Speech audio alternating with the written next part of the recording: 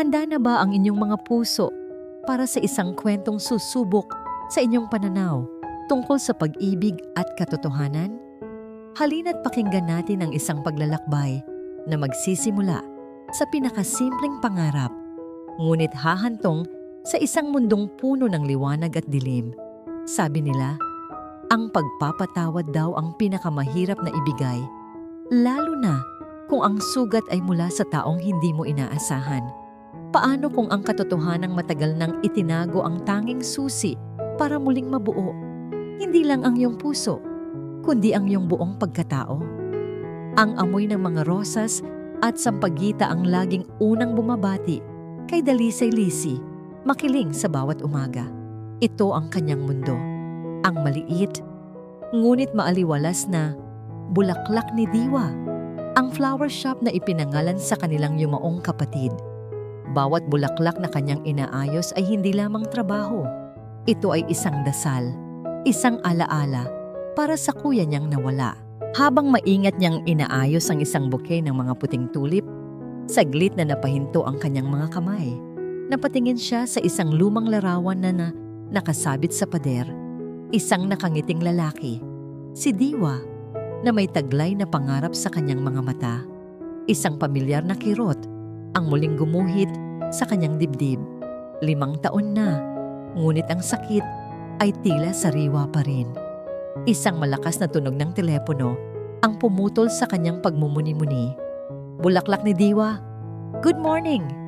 Sagot niya, pilit pinapasigla ang kanyang boses. Isang nagpapanik na boses ng babae ang narinig niya mula sa kabilang linya.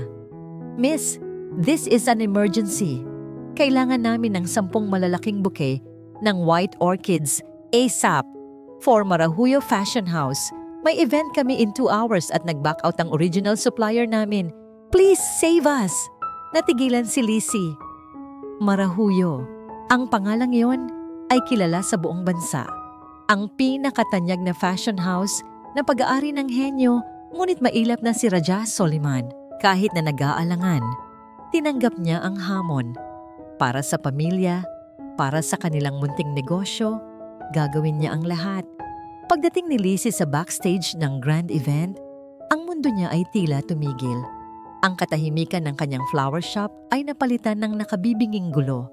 Mga modelong nagmamadaling nagbibihis, mga staff na nagsisigawan, ang amoy ng hairspray at mamahaling pabango. Lahat ay bago at nakalulula para sa isang simpleng dalaga mula sa Baryo Amihan. Maingat niyang dinala ang huling bouquet ng isang malakas na sigaw, ang umalingaw-ngaw. Aray! Ang paa ko! Nagkagulo ang lahat. Ang bidang modelo, ang pinakamalaking bituin ng gabi, ay natapilok at mukhang malubha ang pinsala. Nagpanik ang lahat. Ang show ay magsisimula sa loob ng 15 minuto. Sa gitna ng kaguluhan, isang babaeng naka-headset ang desperadong lumingalinga. Nang mapadako ang tingin niya kay Lisi, tila ito nakakita ng isang anghel. "Ikaw!" sigaw nito, sabay takbo palapit sa kanya.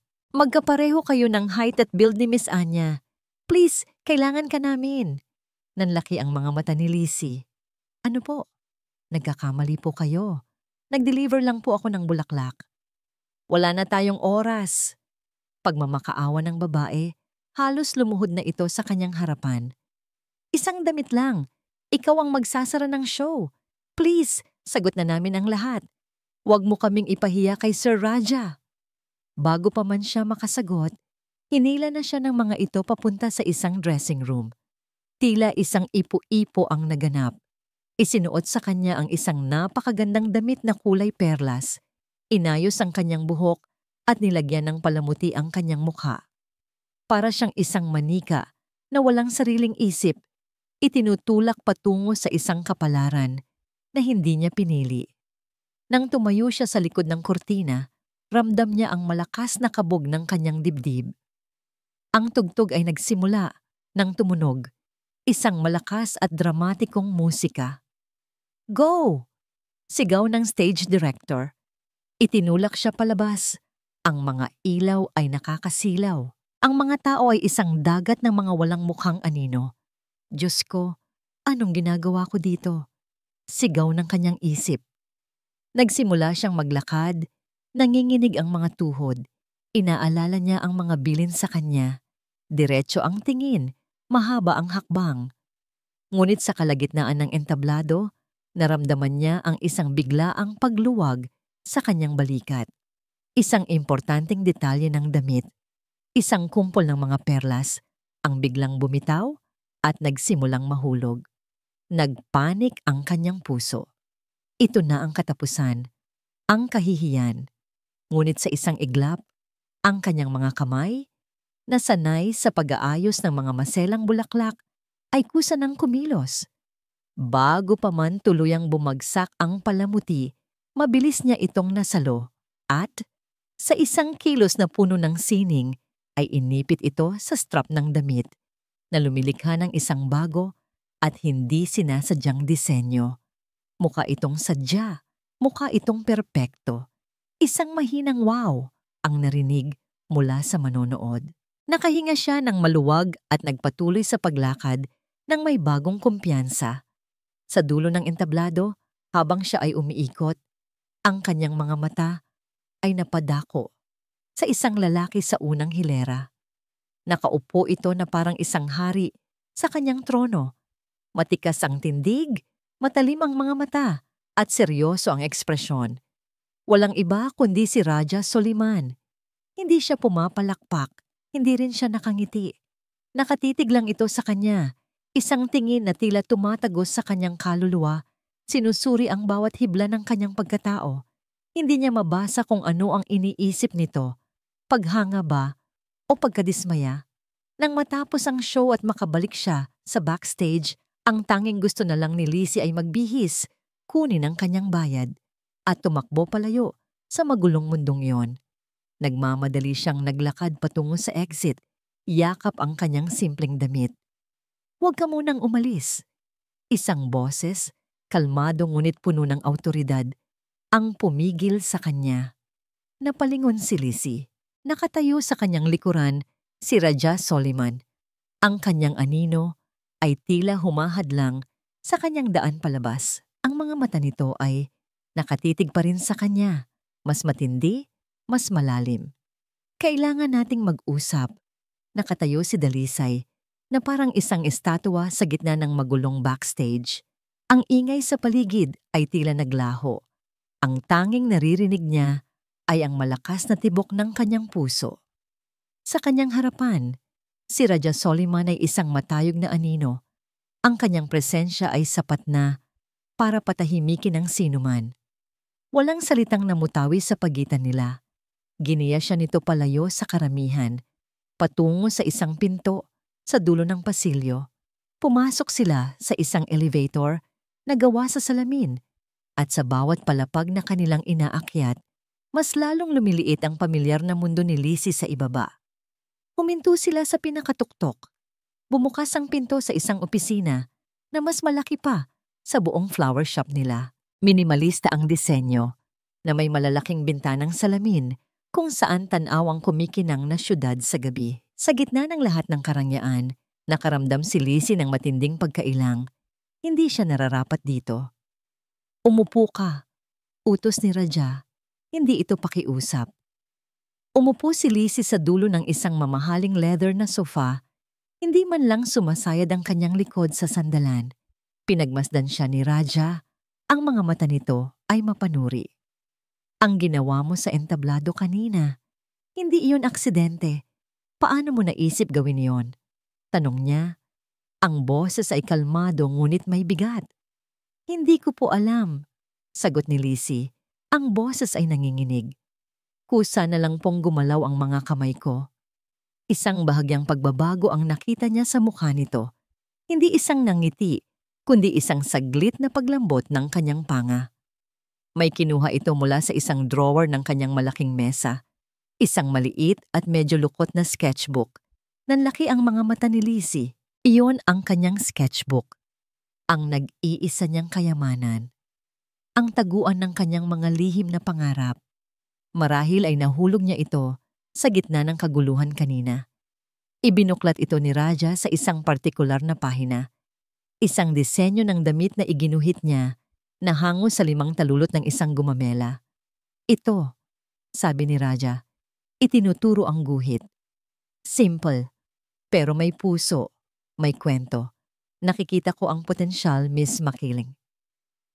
Itinaas nito ang kanyang tingin mula sa sketchbook at tumitig ng diretso sa kanyang mga mata.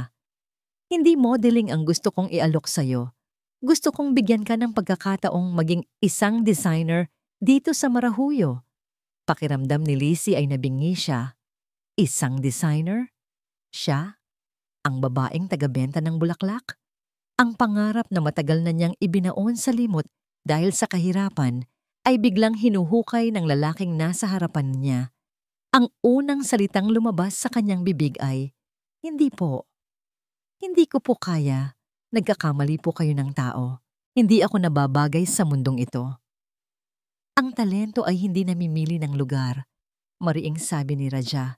Hindi pinansin ang kanyang pagtanggi. Nakita ko ang sining sa ginawa mo kanina at nakikita ko yan sa mga guhit mo. Huwag mong sayangin.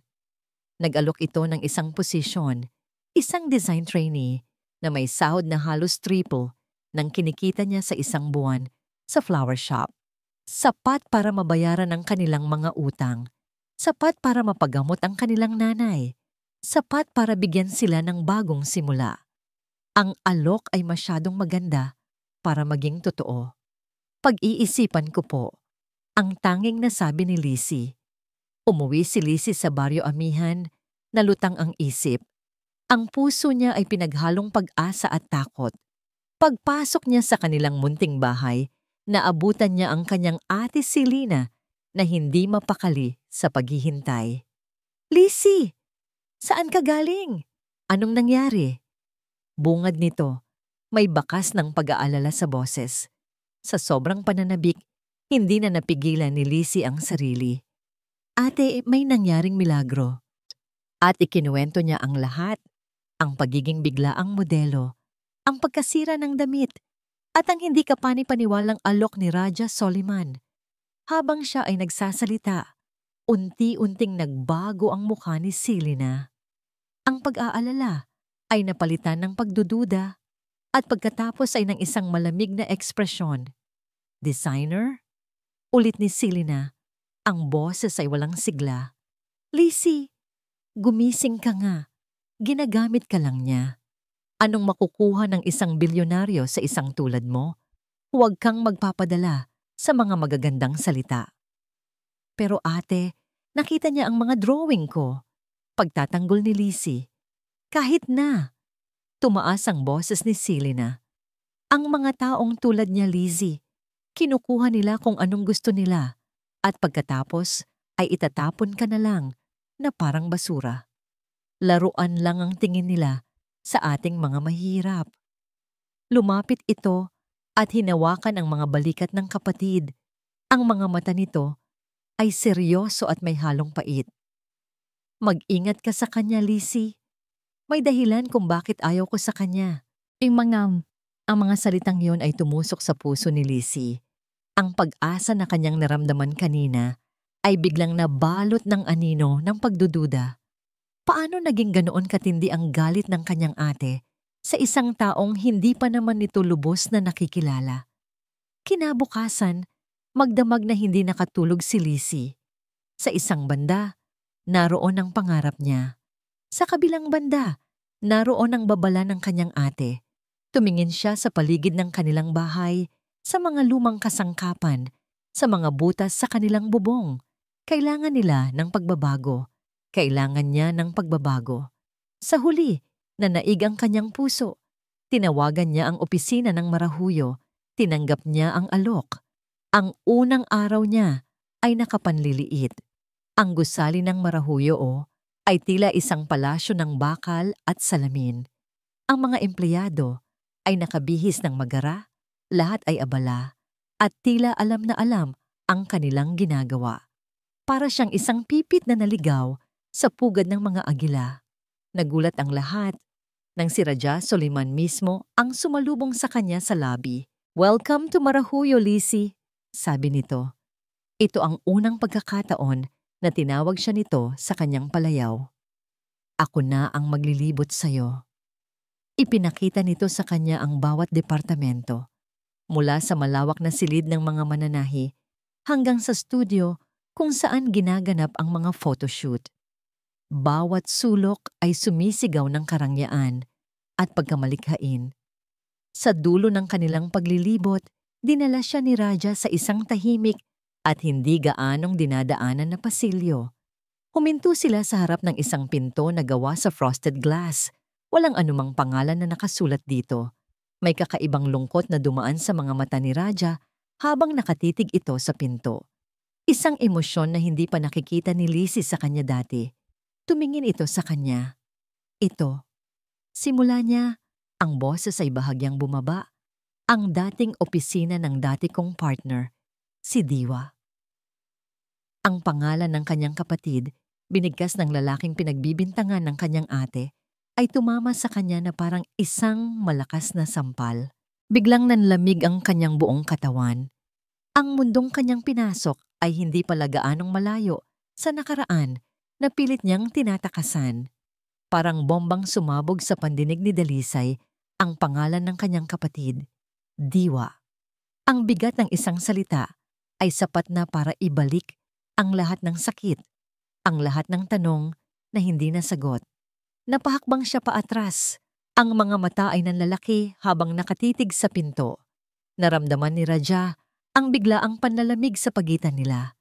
Nakita niya ang takot at pagkalito sa mga mata ni Lizzie. Sa isang iglap, bumalik ang pader na laging nakaharang sa kanyang puso. He was brilliant, ang tanging sinabi ni Raja. Ang boses ay naging formal at malamig. Halika, ipakikita ko sa iyo ang magiging mesa mo. Hindi na siya nagtanong. Sumunod na lamang si Lizzie na parang isang anino. Ang init ng pag-asa na naramdaman niya kanina ay napalitan ng isang nakakabinging katahimikan. May koneksyon si Raja sa kanyang kuya Diwa. Isang koneksyon na hindi nabanggit ng kanyang ate Silina. Ang mga sumunod na linggo ay isang pagsubok para kay Lizzie. Hinayaan niyang ibaon sa likod ng kanyang isipan ang misteryo ni Diwa at Raja. Itinuon niya ang kanyang buong atensyon sa trabaho. At sa ilalim ng mahigpit, ngunit patas na paggabay ni Raja, unti-unti siyang namukadkad. Madalas, sila na lang ang naiiwan sa opisina hanggang hating gabi. Sa katahimikan ng gusali, habang ang buong syudad ay natutulog, doon nila natagpuan ang isang kakaibang koneksyon. Nawawala ang pagiging istrikto ni Raja at lumalabas ang isang lalaking may malalim na passion para sa sining. Hindi, sasabihin nito habang pinagmamasdan ang isang sketch ni Lizzie. Huwag kang matakot gamitin ang mas matapang na kulay. Your design is soft, but your spirit is not. Ipakita mo iyon. Sa mga gabing iyon, hindi na siya si Sir Raja. Siya ay si Raja na lang. At si Lizzie naman, hindi na isang hamak na trainee, kundi isang artist na nagsisimulang hanapin ang kanyang boses. Isang gabi, habang abala sila sa pagbuo ng isang importanteng disenyo para sa darating na koleksyon, isang evening gown na hango sa talon ng pagsandyan, nagkaroon sila ng isang sandali. Pareho nilang inabot ang iisang lapis sa ibabaw ng mesa. Ang kanilang mga kamay ay nagdikit. Isang tila kuryente ang dumaloy sa buong katawan ni Lizzie. Mabilis niyang binawi ang kanyang kamay, ang kanyang pisngi ay nag-iinit. Napatingin siya kay Raja. Nakatitig din ito sa kanya. Ang karaniwang seryosong mga mata nito ay may kakaibang kinang. Sa ilalim ng ilaw ng kanyang desk lamp, nakita ni Lizzie ang isang bagay na hindi pa niya nakikita dati. Isang bakas ng kalungkutan at marahil, isang patak ng pag-iisa. Pasensya na. Halos pabulong na sabi ni Lizzie. Hindi ito sumagot. Ibinalik na lang nito ang tingin sa kanilang ginagawa. Ngunit ramdam ni Lizzie ang pagbabago sa hangin sa pagitan nila. Alam mo ba? Biglang sabi ni Raja, habang hindi inaalis ang tingin sa papel. Sa mundong ito, lahat ng tao ay may suot na maskara. Lahat ay nagpapanggap. Pero ikaw, wala. tumingin ito sa kanya. You're real, Lizzie. At sa industriyang ito, iyon ang pinakapambihirang bagay. Iyon ang unang pagkakataon na may nagsabi sa kanya ng ganoon. Ramdam niya ang sinseridad sa boses nito.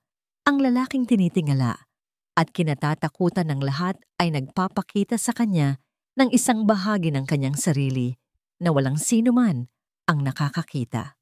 Matapos ang ilang araw ng walang tulog na pagtatrabaho, natapos nila ang pangunahing disenyo, isang obra maestra, isang damit na tila agos ng tubig na may mga kumikinang na diamante bilang mga tilamsik. Nagawa natin, sabi ni Lizzie, hindi makapaniwala sa ganda ng kanilang nilikha. Isang tunay na ngiti ang sumilay sa labi ni Raja, isang ngiti na nagpaliwanag sa buong silid. Hindi, ikaw ang gumawa niyan. I just guided you. Sa sobrang tuwa, sa bugso ng kanilang tagumpay, hindi na napigilan ni Raja ang kanyang sarili. Hinawakan niya ang pisngi ni Lizzie at marahan siyang hinalikan. Ito ay isang halik na hindi niya inaasahan.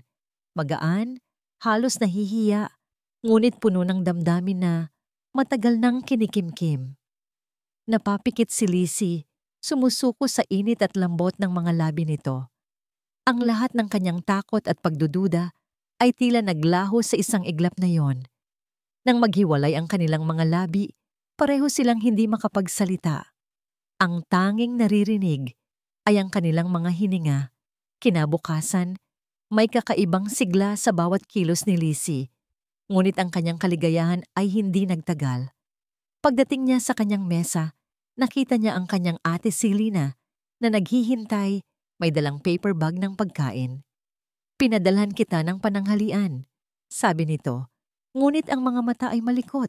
Sinusuri ang bawat sulok ng opisina, lalo na ang direksyon ng opisina ni Raja. Kamusta naman ang pagiging designer mo dito? May diin sa salitang designer na tila isang pangungutya. Okay naman ate. Marami akong natututunan, sagot ni Lizzie, nakakaramdam ng pagkailang. Sakto namang lumabas si Raja mula sa kanyang opisina. Nakita nito si Selena, isang malamig na tensyon ang biglang bumalot sa kanilang tatlo. Magandang araw po, Mr. Soliman, bati ni Selena. Ang ngiti ay pilit at hindi abot sa kanyang mga mata. Dinalaw ko lang ang kapatid ko. Tinitiyak kong inaalagaan ninyo siyang mabuti. Lagi, simpleng sagot ni Raja. Ang tingin ay matalim, na tila nababasa niya ang totoong intensyon ni Selena. Pagkatapos ay tumingin ito kay Lizzie at sa isang saglit, lumambot ang kanyang ekspresyon. Lizzie, let's have dinner tonight to celebrate our design. Bago pa man makasagot si Lizzie, tumalikod na ito at bumalik sa kanyang opisina. Naiwan si Lizzie kasama ang kanyang ate na ngayon ay nakatitig sa kanya na may nagbabagang galit. Ang gabing iyon ay perpekto. Dinala siya ni Raja hindi sa isang mamahaling restaurant, kundi sa isang simpleng kainan sa tabi ng dagat. Doon, sa ilalim ng mga bituin, nagkwentuhan sila na parang matagal nang magkakilala. Ang puso ni Lizzie ay puno ng kaligayahan. Ito na ba yon? Ito na ba ang simula ng kanyang pangarap? Sa gitna ng kanilang tawanan, biglang tumunog ang kanyang telepono. Nakita niya ang pangalan ng kanyang ate Selena. Humingi siya ng paumanhin kay Raja at sinagot ang tawag. Hello ate? Isang humihikbi at nagpapanik na boses ang kanyang narinig. Lizzie, umuwi ka ngayon din. Sigaw ni Selena mula sa kabilang linya. Ang boses ay basag sa pag-iyak. May kailangan kang malaman tungkol sa demonyong kasama mo. Ang bawat segundo sa loob ng taxi ay parang isang oras para kay Dalisay. Ang init ng halik ni Raja ay naroon pa rin sa kanyang mga labi. Ngunit ang alaala niyon ay nilalamon ng malamig na takot na dulot ng tawag ng kanyang ate. Anong demonyo? Anong kailangan niyang malaman? Ang mga tanong ay paulit-ulit na umiikot sa kanyang isip. Bawat isa ay mas nakakatakot kaysa sa nauna. Pakibilisan po, Manong. Pakiusap niya sa driver Ang mga kamay ay nanginginig habang mahigpit na hawak ang kanyang telepono. Pagdating sa kanilang eskinita, halos itapon na niya ang bayad at tumakbo papasok ng kanilang bahay. Ang pinto ay bahagyang nakabukas. Ang katahimikan sa loob ay mas nakakakaba kaysa sa sigaw na kanyang inaasahan. At doon, sa sahig ng kanilang munting sala, nakita niya si Selena. Nakaupo ito na parang isang basag na manika sa tabi ng maliit na altar para sa kanilang Kuya Diwa. Yakap-yakap nito ang lumang larawan ng kanilang kapatid. Ang kanyang mga balikat ay nanginginig sa bawat hikbi. Ang buong itsura nito ay larawan ng isang taong nasa sukdulan ng kalungkutan at galit. "Ate?" Tawag ni Lizzie. Ang boses ay nanginginig. "Ate, anong nangyari?" Dahan-dahang itinaas ni Selena ang kanyang muka. Puno ito ng luha. Ang mga mata ay namumula at may apoy ng matinding hinanakit. "Nilinlang kanya, Lizzie," sabi ni Selena. Ang boses ay basag at puno ng pait. "Nilinlang kanya, tulad ng ginawa niya sa ating kuya." "Ano bang sinasabi mo, ate?" "Sino?" tanong ni Lizzie. Kahit na may isang bahagi ng kanyang puso na alam na ang sagot. "Si Raja Soliman." Bigkas ni Selena sa pangalan na parang isang sumpa. "Ang lalaking pumatay sa kapatid natin." Isang malakas na, "Hindi!" ang gustong isigaw ni Lizzie, pero walang boses na lumabas sa kanyang lalamunan. Parang piniga ang kanyang puso. Tumayo si Selena, nanginginig ang mga binti, at kumuha ng isang maliit na baul sa ilalim ng altar. Ang baul ni Diwa, ang taguan ng mga lihim nito. "Sa loob ng 5 taon, tinago ko ito, Lizzie," sabi niya habang binubuksan ang baul. "Itinago ko para protektahan ka, para protektahan ang alaala ni kuya. Pero hindi ko na kaya. Hindi ko kayang makita kang nahuhulog sa bitag ng parehong tao na sumira sa pamilya natin." Inilabas niya ang isang tumpok ng mga lumang sulat at isang itim na kwaderno, ang diary ni Diwa. "Akala mo ba talaga nagkasakit lang si kuya? Akala mo ba simple lang ang pagkamatay niya?" Umiling si Selena habang sunod-sunod na tumutulo ang kanyang luha. "Hindi, Lizzie. Unti-unti siyang pinatay. Pinatay siya ng ambisyon at kasakiman ni Raja Soliman." Umupo si Lizzie sa isang silya, nanlalambot ang mga tuhod. Nagsimulang magkwento si Selena. Ang kanyang boses, sa simula ay pabulong, ay unti-unting lumakas, puno ng galit. Ikinuwento niya kung paano naging magkaibigan at business partners sina Diwa at Raja. Si Diwa raw ang tunay na may talento, ang puso ng marahuyo. Si Raja, ang utak sa negosyo. Pero hindi raw ito nakontento. Ninanakaw niya ang mga ideya ni kuya. Sabi ni Selena, ang mga salita ay tila lason. Bawat disenyo, bawat konsepto, sasabihin ni Raja na sa kanya. Pinipilit niya si kuya na magtrabaho araw at gabi. Walang pahinga. Nakikita ko siyang pagod na pagod, Lizzie. Payat na payat. Pero sabi niya, kailangan niyang magtiis para sa pangarap nila. Para sa atin. Binuklat ni Selena ang diary. "Pakinggan mo ito," sabi niya, at nagsimulang magbasa. October 12, sabi ni R. "Kulang pa. Palaging kulang. Hindi ko na alam kung saan huhugot ng inspirasyon. Pakiramdam ko, sinisip-sip niya ang lahat ng lakas ko." Nagpatuloy siya sa pagbasa ng mga piling linya mula sa iba't ibang pahina. Bawat isa ay nagpinta ng isang larawan ng isang lalaking nawawalan ng pag-asa na nasa ilalim ng matinding pressure. At ito, kinuha ni Selena ang isang lukot na sulat. Ang huling sulat na iniwan niya, hindi niya ito ipinadala. Inabot niya ito kay Lizzie. Nanginginig ang mga kamay ni Lizzie habang binabasa ang sulat kamay ng kanyang kapatid. "Raja, hindi ko na kaya. Panalo ka na. Sa'yo na ang lahat." Bawat salita ay isang punyal na tumatarok sa puso ni Lizzie. Ang Raja na nakilala niya, ang Raja na pumuri sa kanyang talento, ang Raja na nagbukas ng kanyang puso, ang Raja na humalik sa kanya sa ilalim ng mga bituin, ay biglang naglaho. Ang natira ay ang imahe ng isang halimaw. Isang halimaw na kinuha ang buhay ng kanyang kapatid. Napasubsob si Lizzie sa mesa. Ang mga hikbi na kanina pa niya pinipigilan ay tuluyan ng bumuhos. Ang sakit ay hindi mailarawan. Ang pagtataksil ay mas malalim pa sa karagatan. Niyakap siya ni Selena. "Shh, Lizzie, tahan na. Nandito na si ate. Hindi ko nahahayaang saktan kanya." Ang yakap na dapat sana ay magbibigay ginhawa ay parang isang kadenang gumagapos sa kanya sa kasinungalingan. Isang mahinang katok sa pinto ang pumutol sa kanilang pag-iyak. Pareho silang natigilan. Dahan-dahang lumapit si Lizzie sa pinto. Ang puso ay kumakarera. Pagbukas niya, bumungad sa kanya ang nag-aalalang mukha ni Raja Soliman. "Lizzie, hindi ka na sumasagot sa mga tawag ko. Nag-alala ako. Okay ka lang ba?" Tanong nito. Ang boses ay puno ng sinserong pag-aalala. Ngunit ang mukhang iyon, na kanina lang ay nagbibigay sa kanya ng kilig, ay mukha na ngayon ng isang traidor. Isang berdugo. Tinitigan siya ni Lizzie. Ang mga mata ay puno ng luha at isang bagong tuklas na galit. Ang kanyang boses ay halos hindi marinig. Isang pabulong na puno ng lason. Totoo ba ang sinasabi ni ate?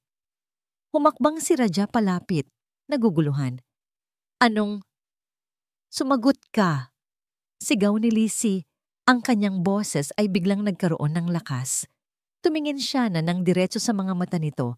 Ang bawat salita ay isang akusasyon. "Ikaw ba? Ikaw ba ang pumatay sa kuya ko?"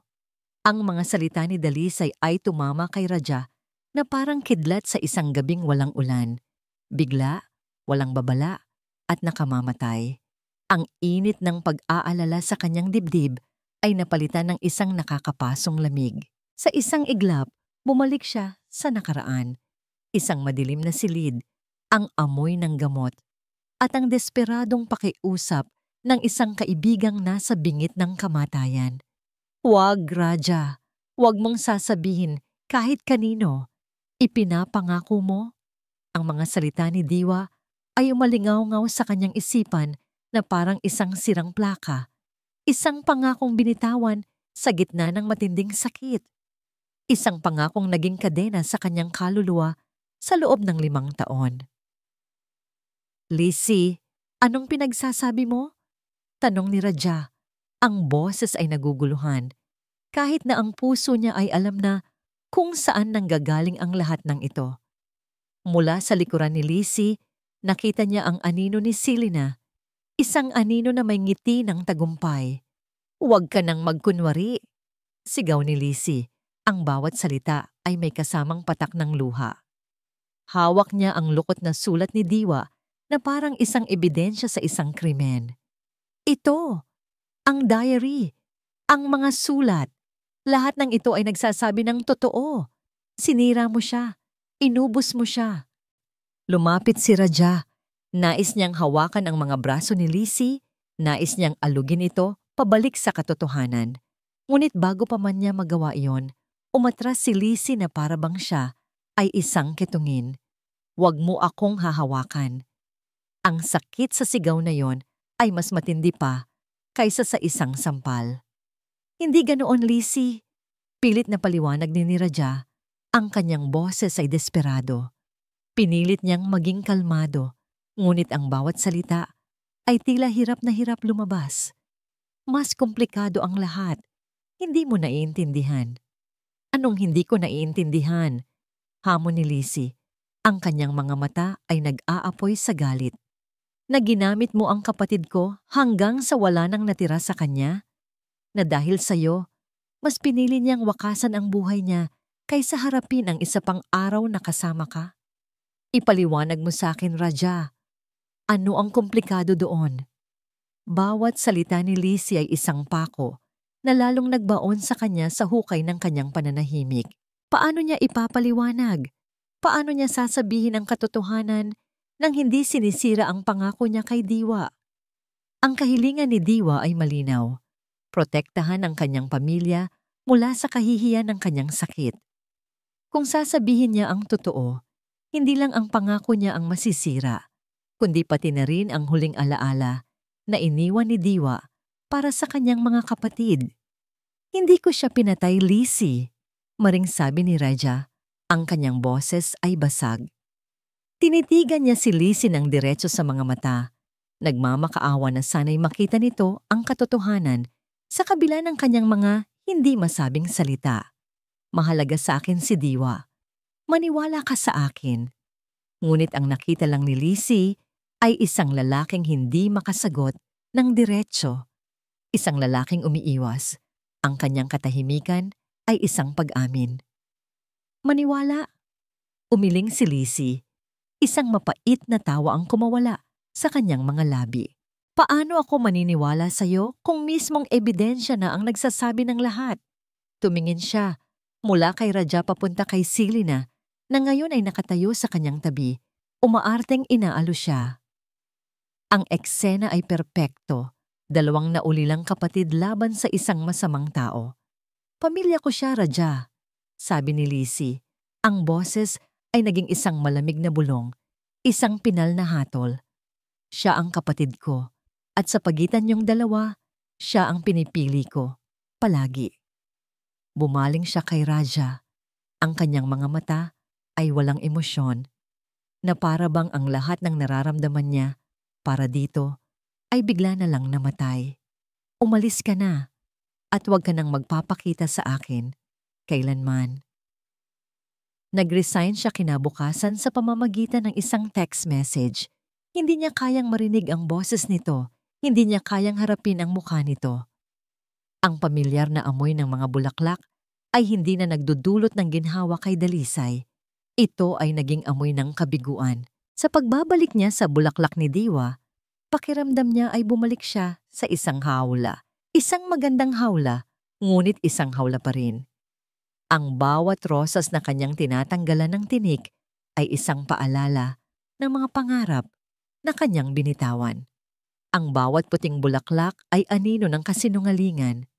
Wala nang buhay ang kanyang mga ngiti. Wala nang sigla ang kanyang mga kilos. Naging isa siyang makina na gumagawa ng mga bouquet.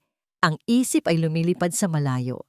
Sa isang opisina, nagawa sa salamin, sa isang pares ng mga matang nakakita ng potensyal sa kanya, sa isang halik, sa ilalim ng mga bituin. At sa tuwing maaalala niya ang mga iyon, isang matinding kirot ng pagtataksil ang sumasakal sa kanya, na sinusundan ng alon ng matinding galit. Si Silina ay palaging nasa kanyang tabi, na parang isang tapat na bantay. Tama lang ang ginawa mo, Lizzie, sasabihin ni nito habang hinahaplos ang kanyang likod. Pinili mo ang pamilya. Iyon ang pinakamahalaga. Sa una, ang mga salita ni Silina ay isang balsamo sa kanyang sugatang puso. Ngunit habang tumatagal, ang mga ito ay naging lason. Sa tuwing nakikita siyang tahimik, agad na ibinubukas ni Silina ang usapan tungkol kay Raja. Nakita mo ba ang balita? Sasabihin nito, habang nagpapanggap na nagbabasa ng dyaryo. Bumagsak daw ang stocks ng Marahuyo. Buti nga sa kanya. Karma. O kaya naman, huwag mo nang isipin ang lalaking iyon. Hindi siya karapat-dapat sa kahit isang patak ng luha mo. Isipin mo na lang ang ginawa niya kay Kuya. Bawat salita ni Silina ay isang pader na lalong itinayo sa paligid ng puso ni Lizzie. Isang pader na naghihiwalay sa kanya mula sa katotohanan. Ngunit sa gabi, sa katahimikan ng kanyang kwarto, hindi niya mapigilang magtanong, kung totoong masama si Raja, bakit may isang bahagi sa kanya na nasasaktan para dito? Bakit? Sa kabila ng lahat, hinahanap-hanap pa rin niya ang mga mata nitong puno ng kalungkutan. Sa kabilang dako ng syudad, ang palasyo ng Marahuyo ay unti-unting nabibitak. Ang dating abalang opisina ay naging isang malawak na espasyong puno ng nakabibinging katahimikan. Sunod-sunod na nag-pull out ang mga investor. Ang mga modelo at supplier ay nagsimulang mag-alinlangan. Ang scandal na pinalaki ng mga chismis ay naging isang cancer na mabilis kumalat. Sinisira ang reputasyon na pinaghirapan ni Raja sa loob ng maraming taon. Si Raja Soliman ay naging isang bilanggo sa sarili niyang opisina. Hindi na niya sinasagot ang mga tawag. Hindi na niya binabasa ang mga email. Sa gabi, ang tanging kasama niya ay isang bote ng mamahaling whiskey at ang mga anino sa kanyang paligid. Nakatayo siya sa harap ng malaking bintana. Hawak ang isang baso ng alak. Pinagmamasdan ang walang katapusang buhos ng ulan. Sa isang manikin sa sulok, nakasuot pa rin ang damit na perlas na isinuot ni Lizzie noong gabing una silang nagkita. Isang paalala ng isang maikling sandali ng pag-asa na ngayon ay abo na. Pumatay. Ang salitang yon ay paulit-ulit na tumatatak sa kanyang isipan. Hindi niya pinatay si Diwa, ngunit sa kanyang pananahimik, hinayaan niyang mamatay ang katotohanan. Hinayaan niyang ang isang pangako ay sirain ang buhay ng babaeng nagsimula na niyang mahalin. Sa sobrang galit at pagkawalang kaya, ibinato niya ang kanyang baso sa pader. Nagkalat ang bubog sa sahig, kasabay ng mapait na amoy ng alak. Napaupo siya sa kanyang mesa, isinubsob ang mukha sa kanyang mga palad. Ito na ang kanyang pagbagsak. Nawala sa kanya si Diwa. At ngayon, nawala pa sa kanya si Lizzie. Para saan pa ang lahat ng ito? Sa kanyang pagwawala, natabig ng kanyang kamay ang isang maliit na kahon sa ilalim ng isang tumpok ng mga papel. Isang kahon na hindi pa niya binubuksan sa loob ng 5 taon. Ang kahon ng mga personal na gamit ni Diwa na naiwan sa opisina nito. Nanginginig ang mga kamay niya habang binubuksan ito. Sa loob, naroon ang mga paboritong ballpen ni Diwa, isang picture nilang dalawa, nakuha noong nagsisimula pa lang ang marahuyo at isang selyadong sobre para sa kanya. Raja, nakasulat sa labas, sa pamilyar na sulat kamay ni Diwa. Sa unang pagkakataon, sa loob ng 5 taon, nagkaroon siya ng lakas ng loob na basahin ito. Raja, kapatid ko, kung binabasa mo ito, ibig sabihin wala na ako. Patawarin mo ako sa gulo na iniwan ko sa'yo. Patawarin mo ako sa bigat na ipinapasan ko sa iyong mga balikat. Ang pangako, alam kong hiningi ko yon sa'yo. Natakot ako, Raja. Natakot ako sa kahihiyan, sa kung paano ako titingnan ng pamilya ko. Pero ngayon, habang isinusulat ko ito, isa lang ang bagay na malinaw sa akin. Ang pag-ibig ay mas malakas kaysa sa kahihiyan. At ang katotohanan, gaano man kasakit, ang siyang nagpapalaya. Huwag mong hayaang ang lihim ko ay maging lason sa buhay ni Lizzie at Selena.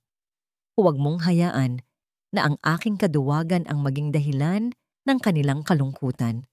Ibigay mo sa kanila ang kalayaan. Ang katotohanan, kung iyon ang magpapalaya sa inyong lahat, alagaan mo sila para sa akin. Ang iyong kaibigan hanggang sa huli, Diwa.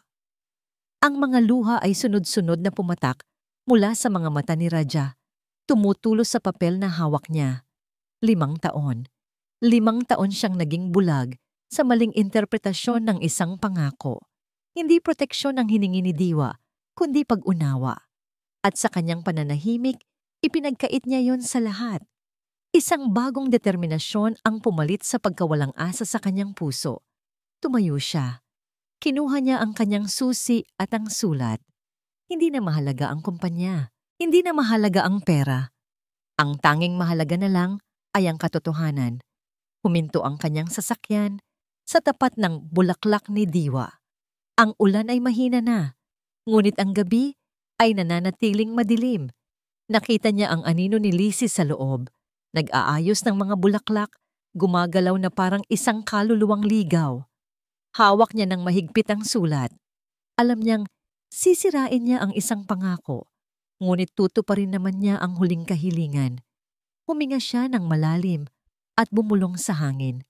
Patawarin mo ako, Diwa. Pero kailangan niyang malaman. Napatigil sa pag-aayos ng mga puting rosas si Dalisay nang marinig ang tunog ng kampanilya sa pinto. Sa pag-angat niya ng kanyang tingin, ang puso niya ay tila huminto sa pagtibok.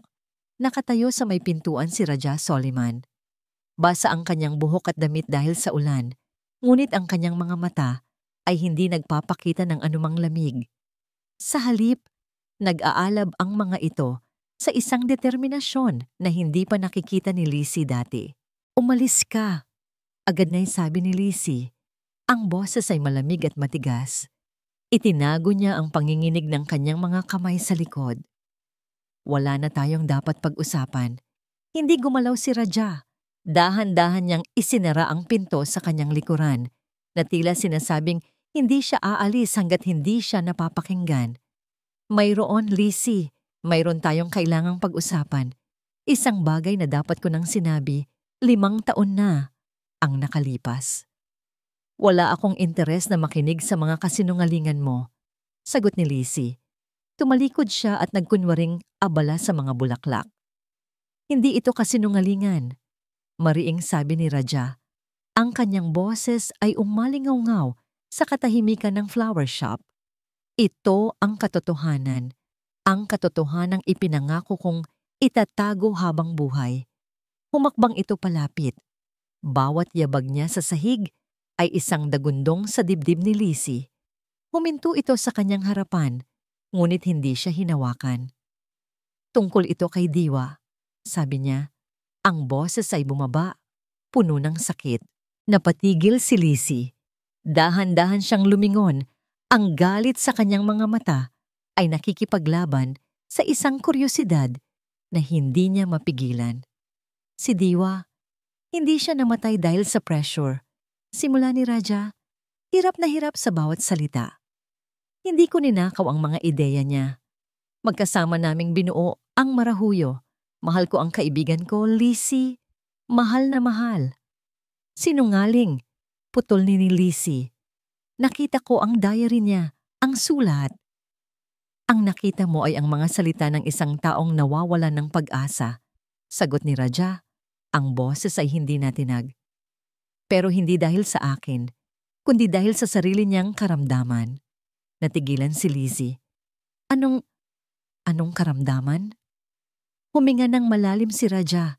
Tila nag-iipon ng lahat ng lakas sa buong mundo para sabihin ang mga susunod na salita. "May sakit siya, Lizzie. Isang sakit na kinatakutan niyang malaman ninyo. Isang sakit na dahan-dahang pumatay sa kanyang pag-asa hanggang sa wala nang natira." Tinitigan niya si Lizzie ng diretso sa mga mata, at sa mga mata na yon, nakita ni Lizzie ang bigat ng 5 taong paglilihim. May AIDS si Diwa. Ang 3 salitang yon ay parang isang malakas na sampal sa pandinig ni Lizzie. Ang hangin ay tila naubos sa kanyang mga baga. Umiling siya, isang marahas na pag-iling. Hindi totoo yan. Nagsisinungaling ka para lang iligtas ang sarili mo." Imbes na sumagot, may inilabas si Raja mula sa loob ng kanyang jacket. Isang luma at nakatuping sobre. Ang sobre na kinuha niya mula sa kahon ni Diwa. "Hindi ako nagsinungaling, Lizzie. Nanahimik ako," sabi niya. Ang boses ay puno ng pagsisisi. "Dahil ipinangako ko sa kanya, noong mga huling araw niya, pinangako kong hindi ko sasabihin sa inyo ang totoo dahil ayaw niyang masira ang alaala ninyo sa kanya. Ayaw niyang makita ninyo siya bilang isang biktima. Pero mali ako. Mali akong hinayaan kong ang pangakong yon ang maging lason sa buhay nating lahat."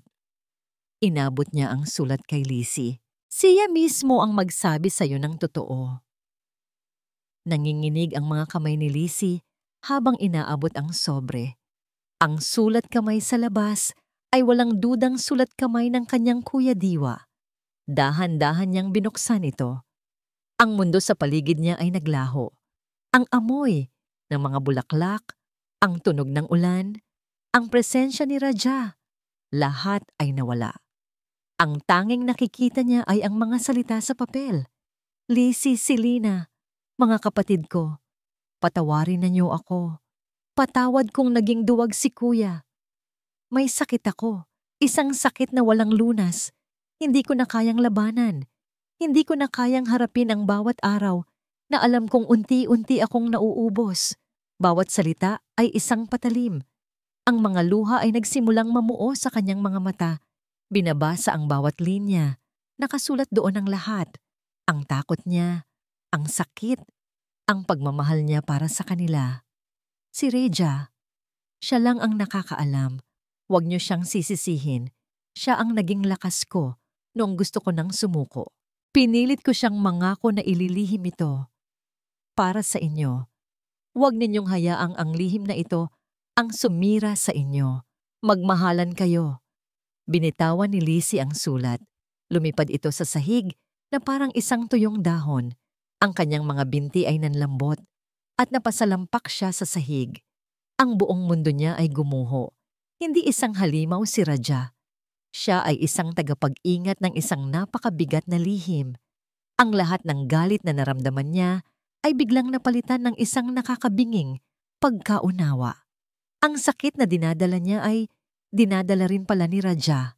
Nang mag-isa, sa loob ng 5 taon, itinaas niya ang kanyang tingin kay Raja. Sa wakas, nakita niya ito. Hindi ang makapangyarihang CEO, kundi isang lalaking nasasaktan, isang lalaking nagdusa sa katahimikan. Raja. Ang tanging pangalan na lumabas sa kanyang bibig, isang pabulong na puno ng pagsisisi. Bubuksan na sana niya ang kanyang bibig para magsalita pa, nang biglang bumukas ang pinto ng flower shop. Pumasok si Selena. May dalang payong, nakangiti. Lizzie, nag-aalala ko, hindi ka pa umuuwi.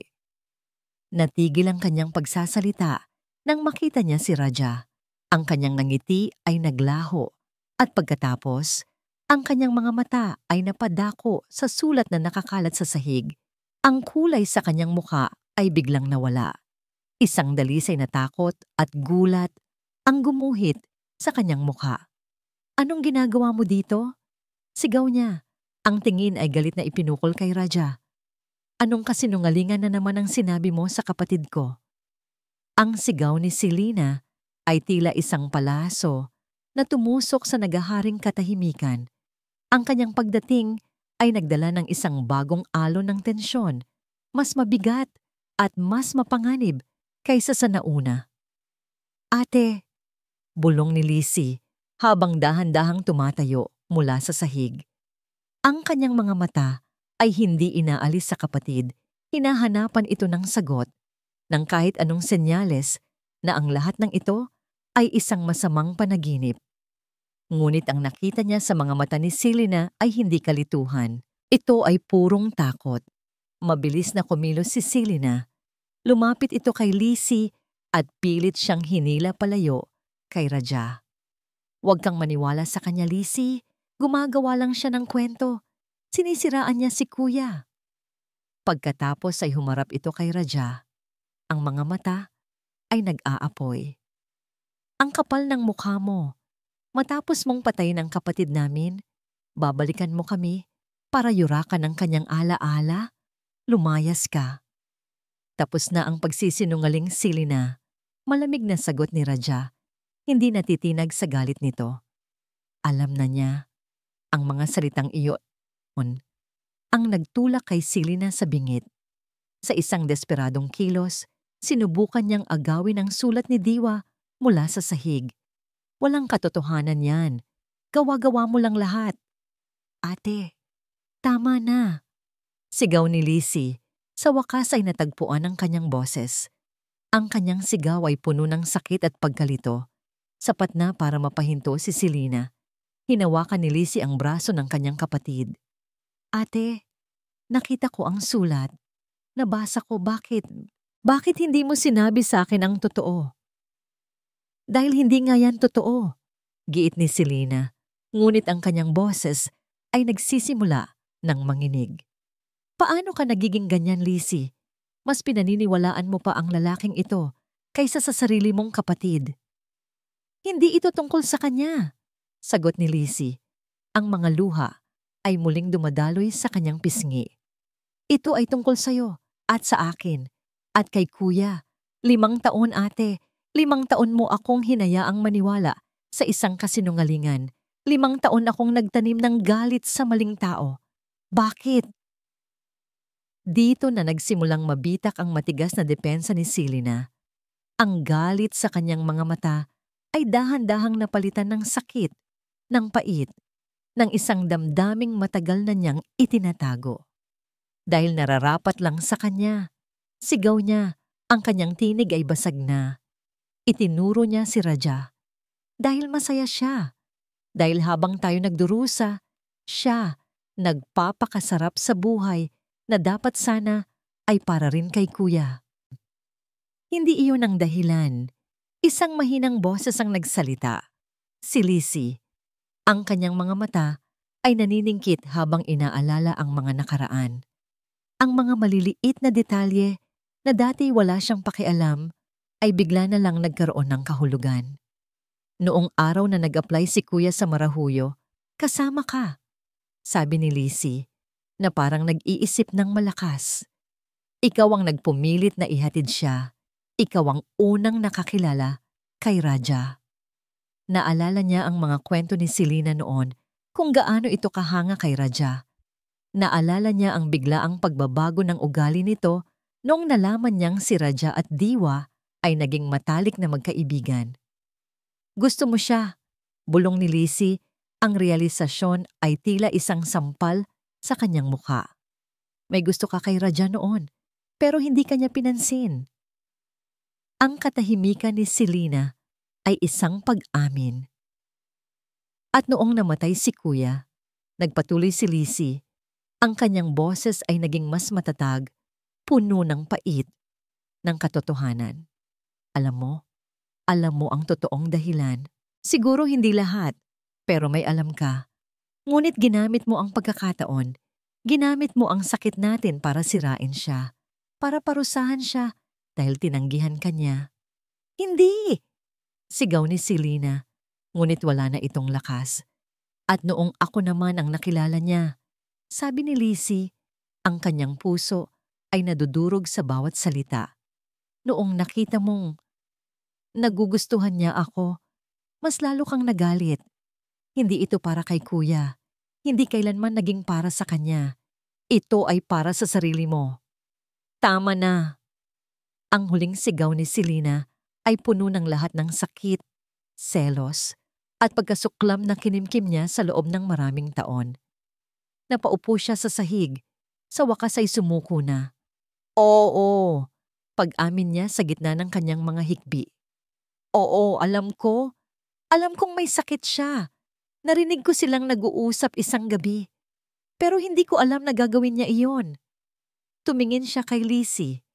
Ang kanyang mga mata ay puno ng luha at isang nakakaawang galit. Pero bakit siya pa, Lizzie? Bakit laging ikaw? Mula pagkabata. Lahat ng atensyon nasa'yo na. Lahat ng papuri sa'yo. Kahit ang pangarap kong maging designer, ikaw ang nabigyan ng pagkakataon. At pati ba naman siya? Pati ba naman ang lalaking minahal ko? Ikaw pa rin ang pinili niya. Sa wakas, lumabas ang tunay na salarin. Hindi galit, hindi paghihiganti para sa kapatid, kundi inggit. Isang malalim at matagal ng inggit na naging lason sa kanyang kaluluwa. Ang katotohanan ay nakalabas na, pangit, masakit, at nakakasira. Pagkatapos ng kanyang pag-amin, dahan-dahang tumayo si Selena. Hindi niya tiningnan si Lizzie, hindi niya tiningnan si Raja. Tiningnan niya ang larawan ni Diwa sa altar. Patawarin mo ako, kuya, bulong niya. At pagkatapos, tumakbo siya palabas ng pinto, patungo sa malakas na buhos ng ulan. Tinatakasan ang mga mukha ng mga taong sinaktan niya. Tinatakasan ang sarili niyang kasalanan. Naiwan si Lizzie sa gitna ng flower shop, nanginginig, basag, at nalilito. Ang kapatid na kanyang pinagkatiwalaan, ang kapatid na kanyang ipinagtanggol, ay ang siya palang sumaksak sa kanya ng pinakamalalim. Naramdaman niya ang isang presensya sa kanyang tabi. Si Raja. Hindi ito nagsalita. Hindi ito gumalaw para hawakan siya. Nakatayo lang ito roon, tahimik na nagbibigay ng lakas, isang tahimik na saksi sa pagguho ng kanyang mundo. Nang tumila ang ulan, ang naiwan ay isang basag na katahimikan. Ang amoy ng basang lupa ay humalo sa amoy ng mga bulaklak sa loob ng shop na lumilikha ng isang samyo ng kalungkutan at panibagong simula. Walang nagsalita sa pagitan ni Lizzie at Raja. Walang kailangang sabihin. Sa sandaling iyon, sapat na ang kanilang presensya para sa isa't isa. Ilang araw ang lumipas. Ang bawat araw ay isang mabigat na paghakbang palayo sa kasinungalingan at palapit sa isang hindi tiyak na bukas. Si Lizzie ay hindi muna pumasok sa trabaho. Si Raja ay hindi siya pinilit. Binigyan niya ito ng espasyo. Isang espasyong puno ng pag-unawa na hindi niya naibigay noon. Isang hapon, nag-text si Lizzie kay Raja. Pwede ba tayong mag-usap? Sa tabing dagat, kung saan tayo huling kumain. Ang sagot ni Raja ay mabilis at simple. Papunta na ako. Muli silang nagkita sa lugar kung saan ang kanilang kaligayahan ay brutal na pinutol. Ngunit ngayon, wala na ang kaba. Wala na ang pagpapanggap. Ang naroon na lang ay dalawang kaluluwang pagod na naghahanap ng kapayapaan. Naupo sila sa buhangin, pinapanood ang dahan-dahang paglubog ng araw. Patawad, sabay nilang sabi. Nagkatinginan sila at isang mahinang ngiti ang sumilay sa kanilang mga labi. Ikaw muna, sabi ni Lizzie. Huminga ng malalim si Raja. Ang tingin ay nasa malayong abot-tanaw. Patawad, Lizzie. Patawad kung naging duwag ako. Patawad kung pinili kong manahimik. Akala ko, sa pagtatago ko ng lihim ni Diwa, pinoprotektahan ko siya. Pinoprotektahan kita. Pero ang totoo, pinahihirapan ko lang pala kayong lahat. At ang sarili ko. Sana napatawad mo na ako. Umiling si Lizzie. Ang mga luha ay nagsimulang mamuo sa kanyang mga mata. Wala akong kailangang patawarin, Raja. Ako ang dapat humingi ng tawad. Hindi kita pinakinggan. Hindi kita pinagkatiwalaan. Hinusgahan kita nang hindi ko alam ang buong kwento. Ang sakit na naramdaman ko, dinoble ko pa at ipinasa sa'yo. Patawarin mo ako. Sa wakas, pagkatapos ng lahat ng sakit, inabot ni Raja ang kamay ni Lizzie. Mainit. Magaspang. Totoo. Mahigpit niya itong hinawakan. Pareho tayong biktima ng kasinungalingan, Lizzie, sabi niya. Pero tapos na yon. Ang mahalaga, narito na tayo ngayon, magkasama. Sa sandaling iyon, sa harap ng papalubog na araw, walang Marahuyo Fashion House, walang multo ng nakaraan. Sila lang, si Lizzie at si Raja. 2 taong sinubok ng tadhana, ngunit pinagbuklod ng katotohanan. Kinabukasan, nagkaroon ng lakas ng loob, si Lizzie na gawin ang isang bagay na mas mahirap pa sa pagpapatawad kay Raja. Umuwi siya sa kanilang bahay para harapin ang kanyang kapatid. Naabutan niya si Selena sa loob ng kwarto nito, nakaupo sa dilim. Payat ito at tila ilang taon ang itinanda. Ate, tawag ni Lizzie. Napalingon si Selena, ang mga mata ay puno ng hiya at pagsisisi. Lizzie? Hindi na kailangan pa ng mahabang paliwanagan. Umupo si Lizzie sa tabi nito.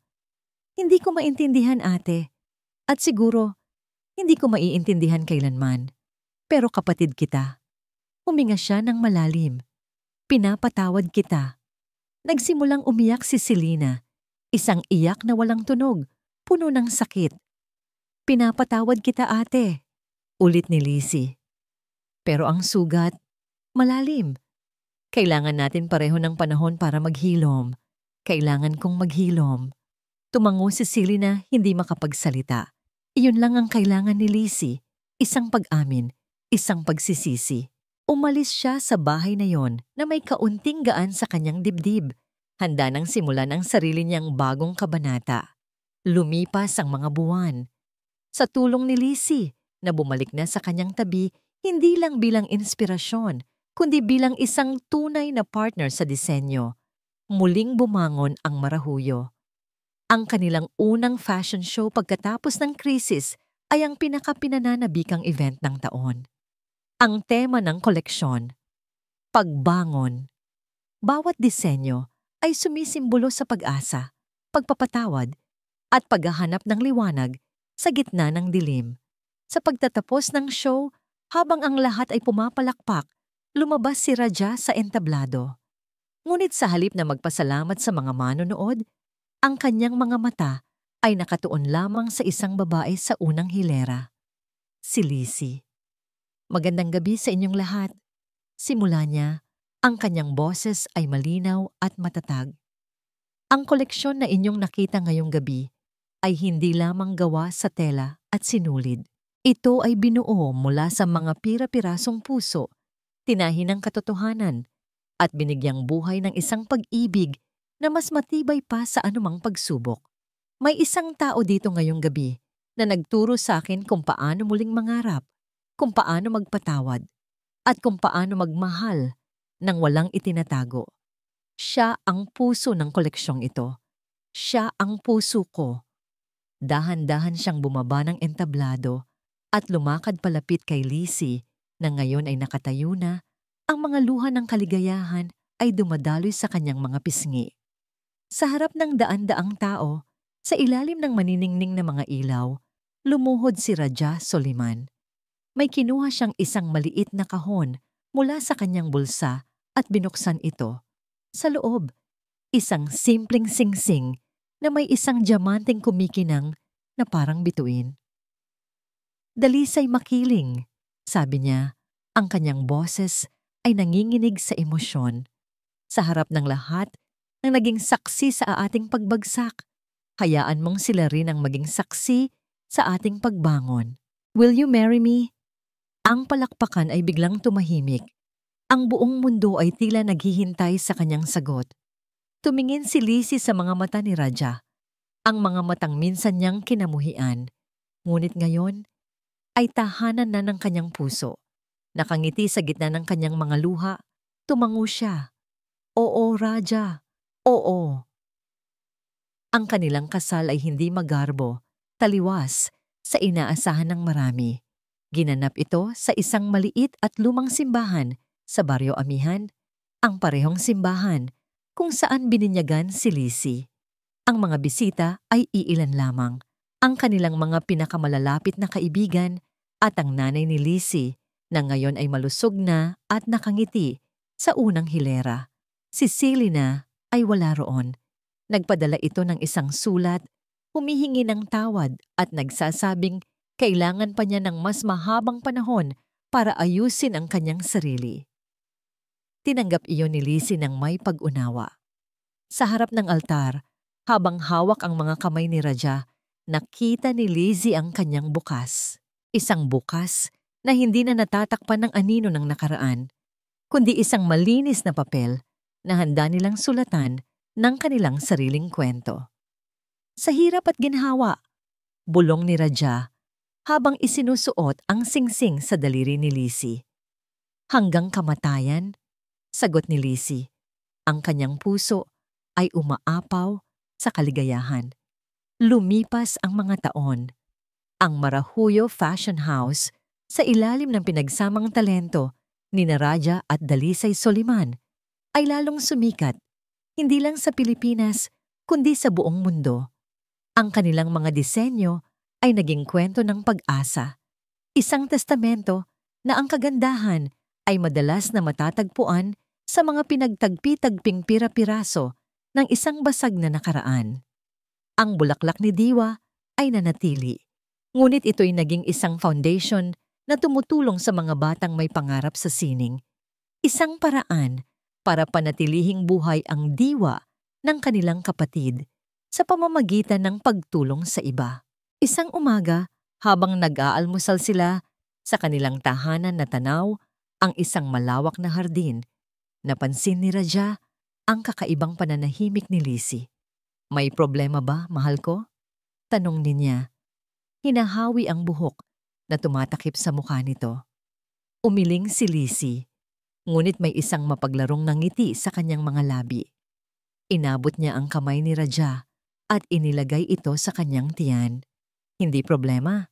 Sa katunayan, ito ay isang malaking sorpresa. Naguguluhang tumingin si Raja sa kanya. Nagpunta ako sa doktor kahapon, sabi ni Lizzie. Raja, magiging tatay ka na. Ang mga mata ni Raja ay nanlaki sa tuwa. Binuhat niya si Lizzie at inikot-ikot. Ang kanilang mga tawa ay umalingaw-ngaw sa buong bahay. Ngunit hindi pa doon natapos ang sorpresa. Teka, sabi ni Lizzie, medyo nahihilo. May isa pa. Kinuha niya ang resulta mula sa kanyang bulsa at ipinakita kay Raja. Hindi lang isa o dalawa. Tinitigan ni Raja ang papel. Binasa ito ng paulit-ulit, hindi makapaniwala. Triplets! Bulong niya at pagkatapos ay sumigaw sa tuwa. Triplets! Ang kanilang buhay ay muling nagbago. Ang katahimikan ng kanilang tahanan ay napalitan ng walang tigil na iyak, tawanan, at maliliit na mga yabag. Ang kanilang mga gabi ay hindi na napupuno ng paggawa ng mga disenyo, kundi ng pagpapatulog ng 3 maliliit na anghel. Pinangalanan nila silang Hayo, Ulan, at Sinag. Si Hayo, ang panganay, ay may mga matang seryoso at mapanuri tulad ng kanyang ama. Si Ulan, ang gitna, ay mahinahon at malambing, isang paalala ng ulan na naghugas ng lahat ng sakit. At si Sinag, ang bunso, ay may ngiti na kasing liwanag ng araw, ang simbolo ng kanilang bagong simula. Isang hapon, habang abala si Lizzie sa pagpapatulog kay Sinag, lumapit si Raja, karga-karga sina Hayo at Ulan. Naupo ito sa tabi niya sa sahig ng nursery. Sino ang mag-aakala? Bulong ni Raja, habang pinagmamasdan ang kanilang 3 biyaya. Na pagkatapos ng lahat ng bagyo, ito ang naghihintay sa atin. Tumingin si Lizzie sa kanyang asawa, sa kanyang mga anak, sa buhay na kanilang binuo mula sa mga abo. Ang kanyang puso ay puno, hindi lang ng pagmamahal, kundi ng pasasalamat. Dahil hindi tayo sumuko, sagot niya habang isinasandal ang kanyang ulo sa balikat ni Raja. Dahil pinili natin ang katotohanan at dahil pinili nating magmahal. Sa labas, ang mga bulaklak sa kanilang hardin ay namumukadkad sa ilalim ng ginintuang liwanag ng hapon. Ang kanilang kwento ay hindi perpekto. Ito ay puno ng mga sugat, mga luha, at mga pagkakamali. Ngunit ito ay totoo. At sa katotohanan yon, natagpuan nila hindi lang ang kapatawaran at pag-ibig, kundi ang isang pamilya, ang kanilang pinakamagandang disenyo sa lahat. At dito po nagtatapos ang kwento ni Dalisay at Raja.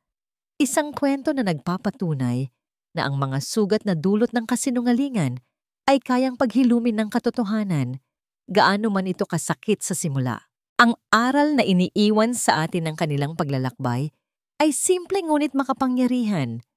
Huwag tayong matakot harapin ang katotohanan. Ang komunikasyon at pagpapatawad ang 2 pinakamatibay na pundasyon ng anumang relasyon. Ang mga lihim, gaano man kabuti ang ating intensyon, ay laging nagiging lason na unti-unting sumisira sa tiwala at pagmamahal. Ngunit kapag tayo ay naglakas loob na magsalita at makinig, doon lamang tunay na nagsisimula ang paghilom at ang tunay na kaligayahan. Maraming pong salamat sa inyong walang sawang pagsubaybay at pakikinig sa aming kwento. Sana po ay nabusog namin ang inyong mga puso. Kung mayroon po kayong komento o suhestiyon o kung anong uri ng kwento ang gusto ninyong marinig sa susunod, huwag po kayong mahiyang i-comment sa ibaba. Ang inyong mga salita po ang aming inspirasyon. Hindi dito nagtatapos ang ating paglalakbay. Marami pa pong kwentong kasing ganda at mas puno ng aral dito sa aming channel. Kung nagustuhan nyo ang kwentong ito, i-like, i-share sa pamilya at mga kaibigan at mag-subscribe na rin para lagi kayong updated sa mga susunod pa naming kwento. I-click nyo ang notification bell para kayo ang unang makarinig kapag may bago kaming upload. Pagpalain po kayo ng Panginoon, kayo at ang inyong buong pamilya. Hanggang sa muli.